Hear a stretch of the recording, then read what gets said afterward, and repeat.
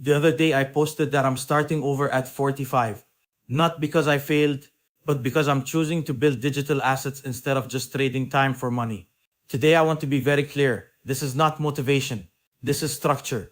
So what am I actually building? Step 1 is simple. I'm building a digital income system based on 3 layers.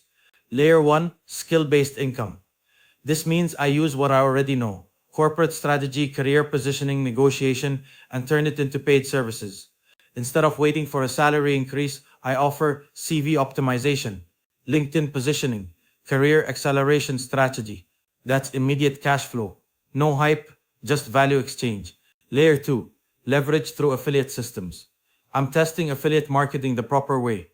Not spamming links, but identifying tools I already use: AI tools, automation tools, productivity systems, and recommending them with context. If someone benefits and signs up, I earn a commission. This creates scalable income without trading hours. Layer 3, digital products. This is where real leverage begins. Instead of selling time, I build structured assets, playbooks, toolkits, frameworks, systems. Build once, sell multiple times. That's the shift. Now here's the important part. I'm not launching everything at once. That's how people burn out.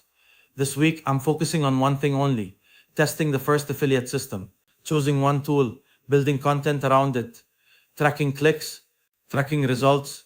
That's it. No 20 ideas, no distraction. One system at a time.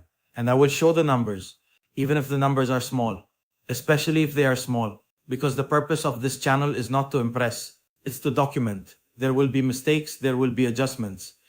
There might be weeks where nothing works, but systems compound. And that's what I'm building now. Not hype, not virality. Systems. If you're a professional watching this and thinking I need to build something beyond my job, start simple. Use what you already know.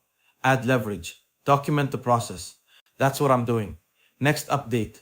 I'll share what tool I chose and what the first results look like. This is step 1. Let's build together.